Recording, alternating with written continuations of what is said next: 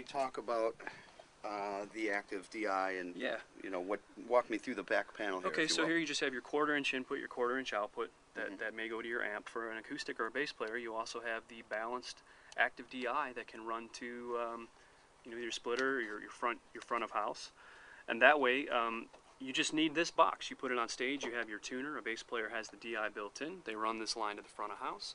When they mute to tune, it also mutes the feed with no pop to the front of house, so that the PA doesn't hear you tuning as well. So you've muted yourself to all receiving sources while you're tuning. Oh, that's super cool. And I noticed here you got Steve Vai's tuner. Yeah. And I know this one's actually got a battery in it, and I got a mic hooked up to this. But I thought it'd be cool to just kind of show the LED bars, and maybe we can talk a bit about its relation to the wheel and to the wheel, sure. Yeah, and how that all works. Absolutely. Well, the general concept for those people that might know not know of a strobe tuner is that this pattern on here, this grid-like pattern, some people say, it's gonna float up if you're sharp, and it's gonna float down if you're flat. Okay. Focus in on that screen.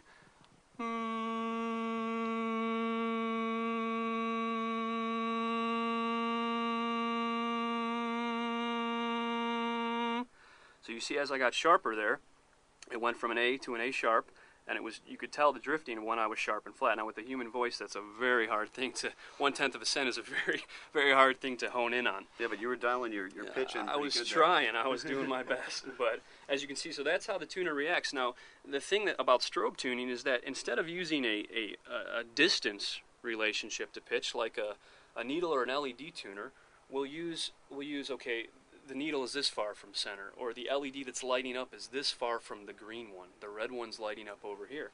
The difference in this system is you're using speed to determine how far away you are. So to get this pattern to stop and not travel up or down, you want to slow it down and slow it down until it stops, which is an infinite process until that thing finally locks. So then that can relate to an infinite precision in tuning. Because as you get it to stop, once you've stopped, you can't get any more in tune.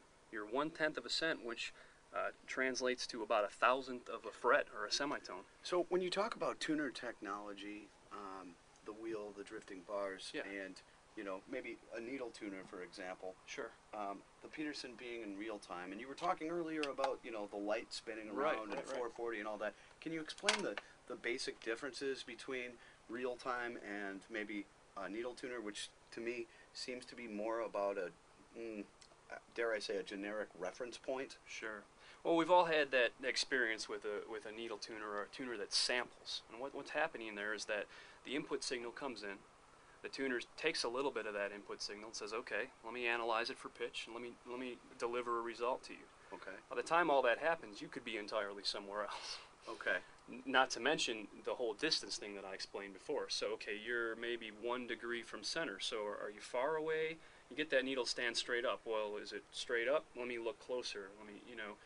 And that's really the whole problem with that system, is that it's slower. We've all had that problem where we hit a note and the needle flies to the right, comes back, and then if it balances on center, and then you think, oh, okay, I'm right there, and all of a sudden it's back 3/4 to the left again. Yeah. So the question is, where did it actually sample the note? So like I struck my string, and at some point in there, digitally, a sample it's was constantly grabbed. doing it. Yeah. But you're seeing it, even though it might be quick, you're seeing it a little bit later. So your hand may get confused a little bit. Whereas this process here, although you see it in a digital implementation, it's much an analog process. We're looking at that input signal in real time and showing you exactly what's happening. So as your string is drifting and fading out, or decay comes into play, all these things happen. Right. I could tune like an E string on a guitar perfectly.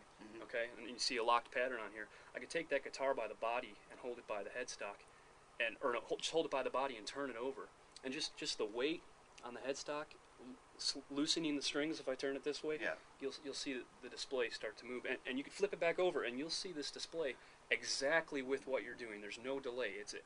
What you're doing is what you're seeing at the exact same time. If tension is relieved, thus why we suggest, if you're going to intonate your guitar or tune your guitar, be in the position you're going to be in when you're going to play. So here's a question. Sure. What if you're one of those guys that wears your strap really, really low, and then when you go to do solos, you flip it up this way? You flip it up. Right. I'd imagine there's something going on there, but you have to imagine what's slackening the strings is that, you know, the weight of the headstock over on this end, or I'm sorry, not to bias towards right-handed players. Right. but I'm left-handed, but I play right-handed. There you go. So I'm kind of in your camp, I guess. So the headstock's pulling down on that neck a little bit, and that's going to affect something. And yeah, probably when you pull it up this way, that's going to do something. Now, I'm not going to say that that's something that we need to address or remedy. Probably so minuscule of a change that you wouldn't. Yeah, but if you were a real tweaker, you could probably drill down on the science of playing your solo notes on, you know, depending on what position on the neck you play in and what strings, and apply that same rule to it. I think at that point you should just buy an Emmons steel guitar and call it a day. Yeah, or just hire somebody else to play for you because you're obviously out of your mind, right? So. Which I mentioned steel guitar. That's another thing. In all these tuners, there's presets built in which we call sweeteners. Mm-hmm. And sweeteners are a way to try to handle the logistic problems that occur with any instrument. A guitar is not a perfect instrument. Right. You know, it's not meant to be played in equal temperament either.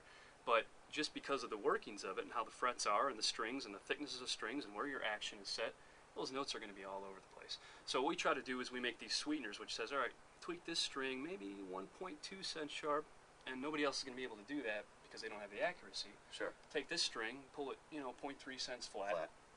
And now maybe when you're playing chords up and down the neck, you have a lot of good sounding chords instead of, wow, that's a great G, that's a terrible F. Right. You have even chords up and down the neck. Not just for guitar, but we do that for steel guitar, we do that for perfect fifths on violin, string tunings. We try to cater to every specific instrument, offer them a specific tuning sweetener that allows them to enhance the sound of their instrument just by getting it more in tune with itself. Sure, and ultimately striking some sort of balance across that whole range of octaves. Right. So that's really cool stuff. I definitely I think I'd call this not tuning 102. I think I'd call it tuning 106, 107, maybe 105. I don't know. Really great stuff. Thank you I very really much. appreciate this. Yeah. I know. Hopefully it'll help me. I don't know. I'm pretty out of tune. Sure. I'm Brett. You're watching PremierGuitar.com.